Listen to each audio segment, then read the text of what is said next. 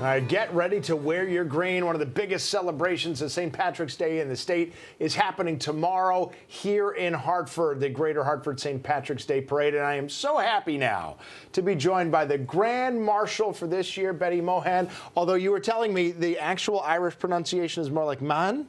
Yeah, Mohan, they pronounce it in Ireland. There you go.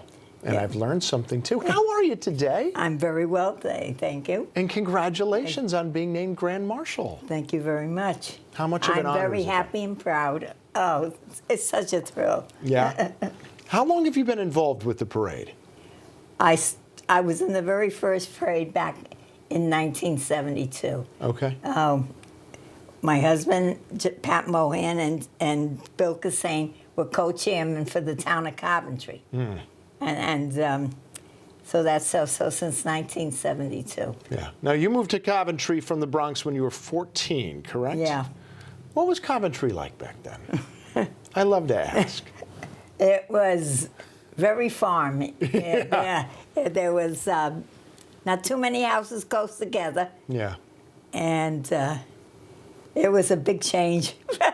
Let me tell you. I can imagine coming from the Bronx. I feel like I hear that a lot with students who go to UConn, especially 20, 30 years ago, from all over the world. They come and I feel like I'm at a cow college somewhere. Yeah. It's just beautiful pasture. Oh. It's beautiful, but it can definitely be a bit of a culture shock. Oh, yeah, it was a big change. Yeah. Tell me about that first parade in 1972. What do you remember? It was on Farmington Avenue. Okay. Yeah, and it was great. They chose Colleen. They had Colleens in the parade back then, and as a matter of fact, our daughter won it in 1978. Yeah. Catherine Mohan Hallisey, she was Colleen in the parade in '78. So. Wow. Yeah. Oh, that is But amazing. it was a great parade. There were a lot of towns that were in the parade. Yeah. Back when it started in '72. Well, it's always been so nice, so inclusive, bringing everybody around. And right. I was looking at the running order this year as we're getting ready to broadcast. It's certainly not just Irish organizations, all sorts of ethnicities. New Britain's coming, big Polish contingent too. I love how it's always been so welcoming and so open to so many people. Oh yeah, it is, and everybody loves it. Yeah, it is a great time. And it brings out the crowds. I mean, look what you see on the sidewalks viewing it. Yeah. It's terrific. I think people who showed up last year when the crowds were a little lessened because of COVID problems, because of the weather, they're going to be very surprised this year.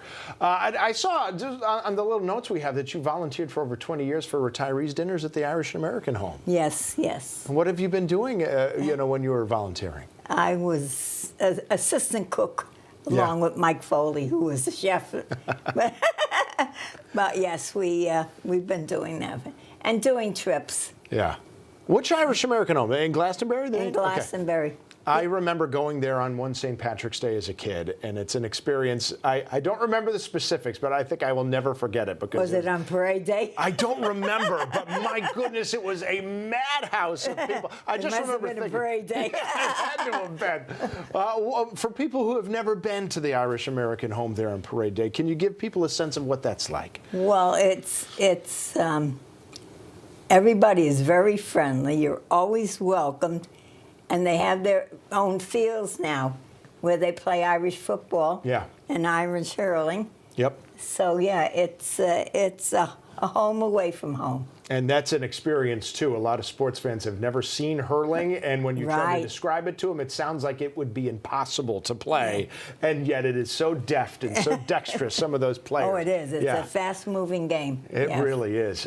Boy, this has been so much fun. Well, I guess last question, what are you looking forward to the most just tomorrow when you're going to be the Grand Marshal? Tomorrow? Oh, I don't know. I guess it's the thrill, the excitement for me. I'm like a kid. A kid at heart. 90 years young. What's the difference, right?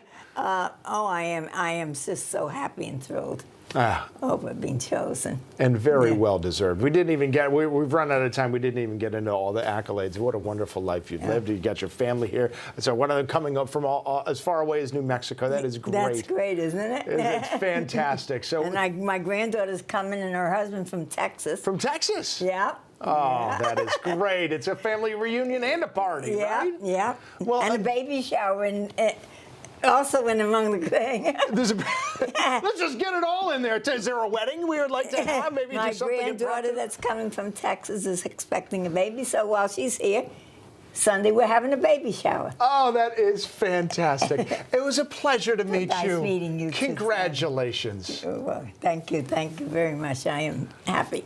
You will get to see Ms. Mohan and everybody tomorrow. If you're not there in person, remember Fox 61.